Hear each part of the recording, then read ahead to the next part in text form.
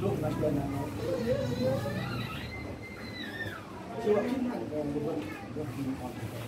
đề còn có người vẫn làm mặt còn đi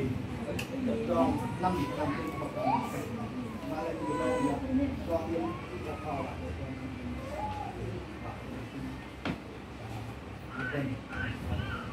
đấy làm cho người dân làm tiền cho người dân làm bạc châu là không được bạc hết người dân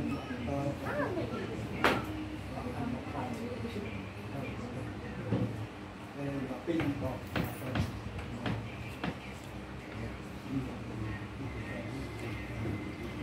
nên là lòng nuôi thôi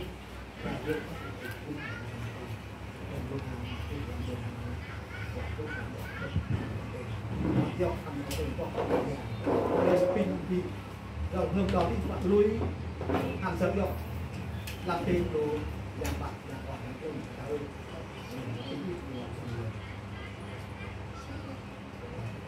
Amen. Các nó đứng pin đứng làm tròn từ một kho nhưng làm đọc bạc anh làm gần này tại nhà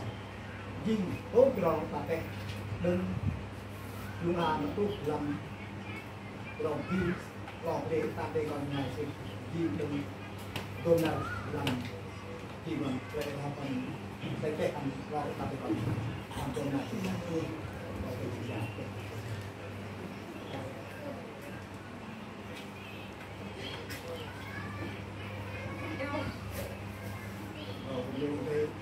riêng mà đây là cho ra con sự riêng chút làm còn này đây là làm con đi cô hàng tết đạt sự đầy gì đâu làm nào con rất cứ mang gì làm cái tầm gọi là nếu cái gì đứng làm cái gì còn ngày làm nào đó nó siêu gì bỏ cũng gặp thì mình đâu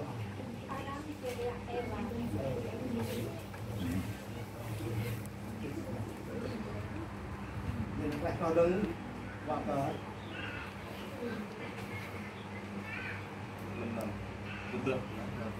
nên là đi nghĩ lắm là của tôi mà còn đứng lấy ổn định bắn lấy làm tròn là có bắn làm tròn kìa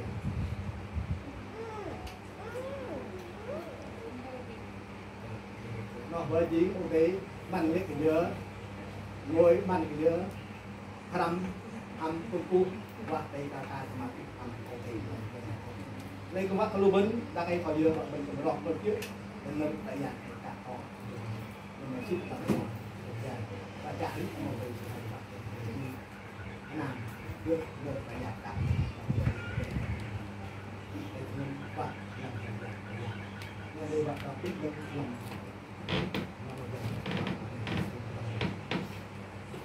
chip thành như một cái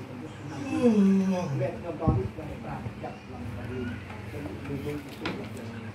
giờ nó vẫn đi qua cái dạng một chip lòng dạng và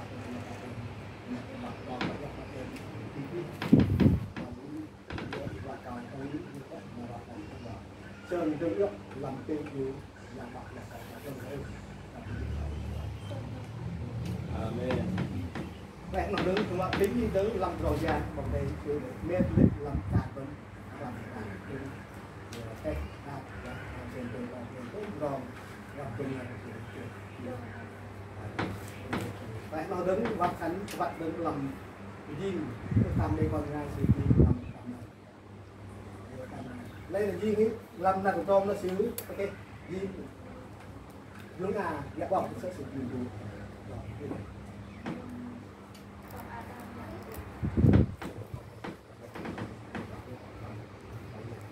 tại nó đứng quả tệ ban đứng lắm giờ là rồi là bắt buộc là tuột cái ăn công việc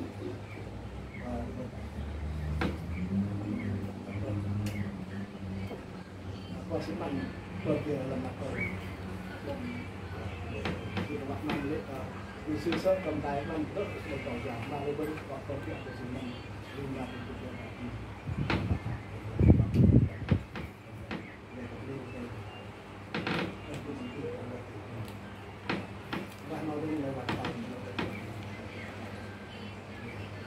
cái cái hoạt động vô của mình cái ra mà cái người dùng được làm gì làm và hạnh phúc làm mặc dù là tiền đó nó mà em một cái bí kíp làm cho cái bạn lui thằng nước nó sơn ngọc làm cái đồ nhà bạn là nó mình đấy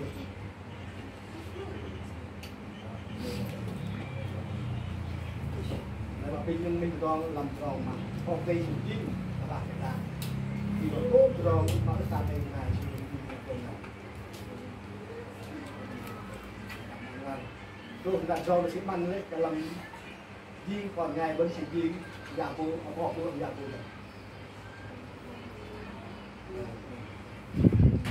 đấy nó rất lên là chữ bắn hết lắm tốt rồi thì ra cái bởi chữ bắn làm qua thì học được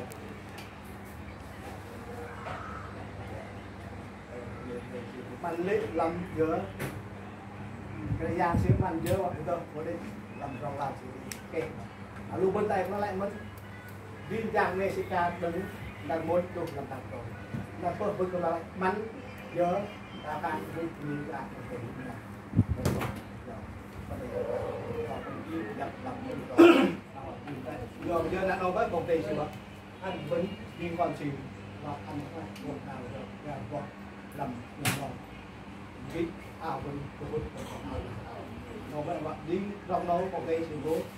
còn giờ chỉ đoàn mình giảm mình giờ anh của mình bây giờ nó mình là thôi chỉ cần làm tập để nó bên tập của mình đi về hai tiếng thôi vậy mà đấy khi nhận bắt ăn tiền rồi mà cho mà tiền trong một kho siêu phẩm nhưng mà kèm tàng mới là chịu cái đáy yên đất thôi được đi mà kho dân những được thu gì thì là lớn cái nào soi ăn mà lớn bắt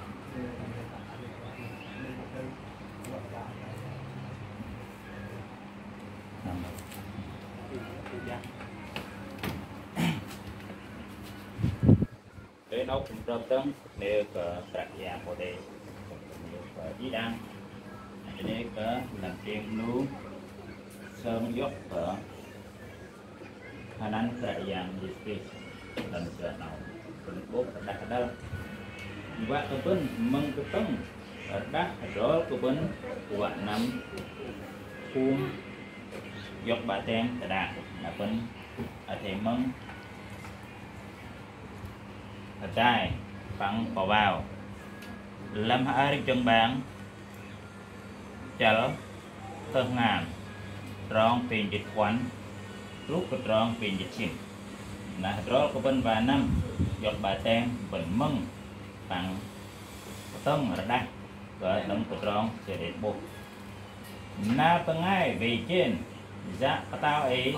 ghép Philip bọc cái trúc nở bọc cái đây ấy sấp rồi tờ rong sư cơ tiếp ta rồi tờ rong đề na Philip Khan cơ sự tờ rong và đốc nó hay e sai Khan lết hợp rồi các tờ rong Giêsu na đấng nó Philip của thó sư tóm tờ rong Giêsu cơ plắc bề sư về ya rọc rong ấy bề sư bố đa là bằng ai ấy khang cơ Philip y lắng bất ẩu đấy đã luôn ít tham gấp pơm cơ ính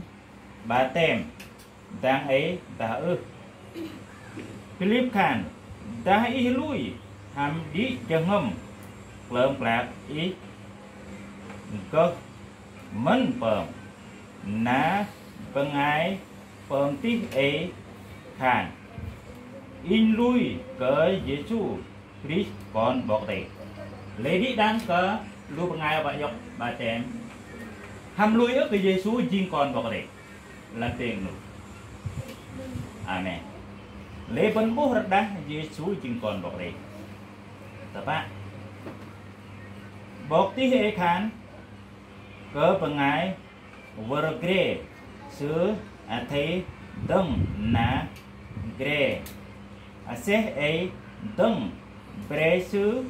dur tờ đạc Philip pom loi cỡ xứ Ba Tèm. Philip pom cỡ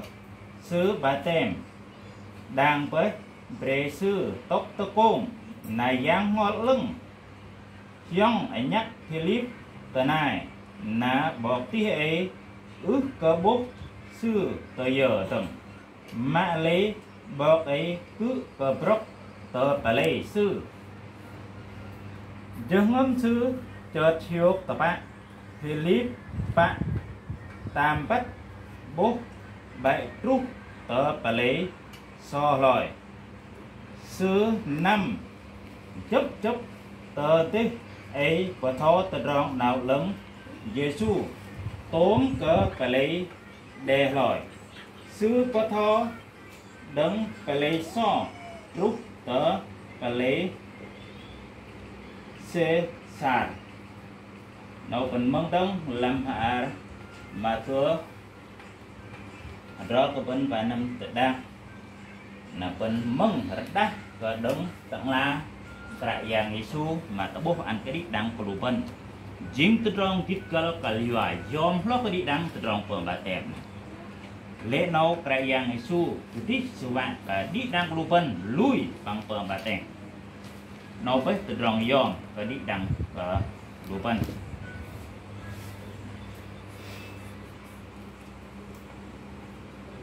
làm trong chích xin trong bài chích nâu và cả bên mừng ra đại thôi nó là năm bếp lũ yếm vợ thọ cờ đi đăng lũ khối bằng ngày đốc cờ thế ra thấy lũ sư lúi kiểu cờ in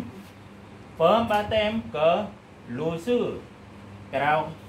anh giang bác giang con hắm giang ngò lưng vạ cơ đê nái bắt cỡ lù sư lùi vậy bờ thô cỡ lù sư bơm kiệu tốn tự ròng in đầy bờ cát cỡ lù im in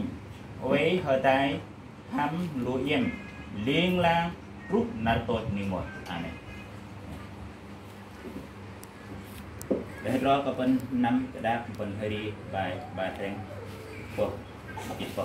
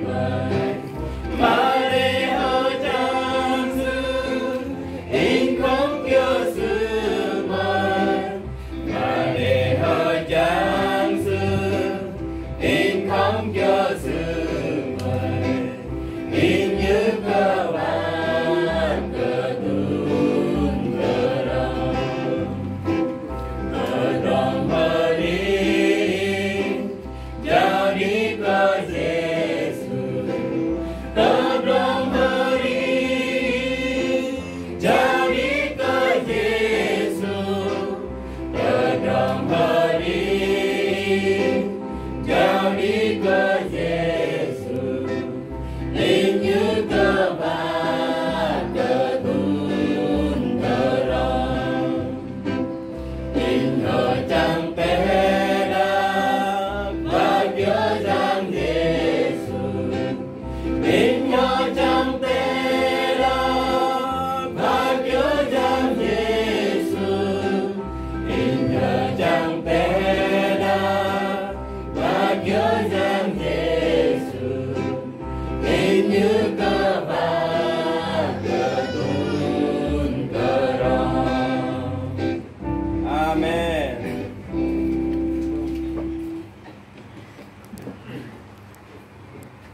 lên apun năm tạ đa apun pin pin mà em yêu được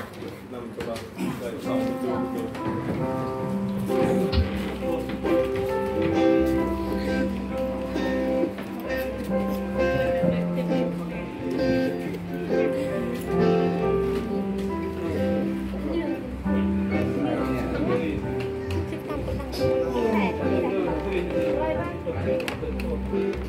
hầm cờ cục kia hả cục về mình cục hầm cục rồi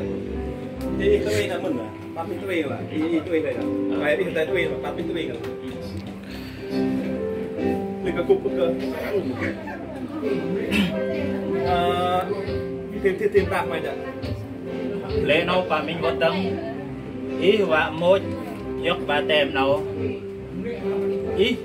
hàm bắt cái nào cái gì chú chính còn bọc đầy thở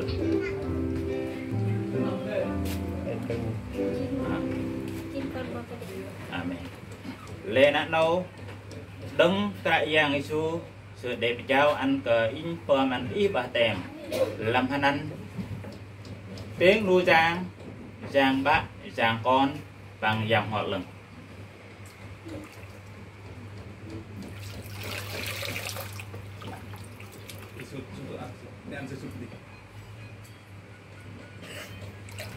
dùng đang amen amen lệ đợt tâm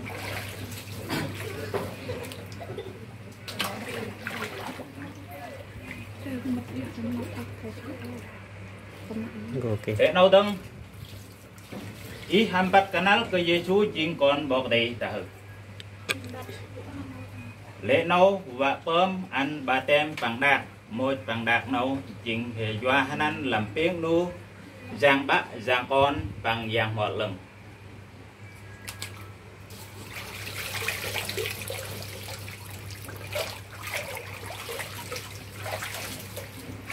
lệ ngài nơi ít âu lờ đấy chứ ý tưởng ngoài hết chứ để ý thăm tập quân tăng một cơ đấy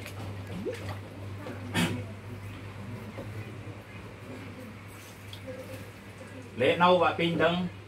ý hàm bắt cái nào của Giêsu chính còn bọc đầy phạt lễ nâu và mỗi phần bà tem dọc hành ăn hàm tiếng nu giang bác giang con bằng giang họ lực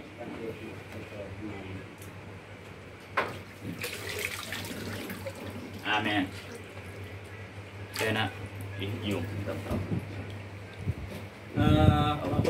vấn đề cảบอกđể dalam penuบอกđể suatu antara kunjung penplak atau hari dalam bingkai sindik ngam hari toy toy kita keban jugaบอกđể suruh yok dalam penu nam noji konบอกđể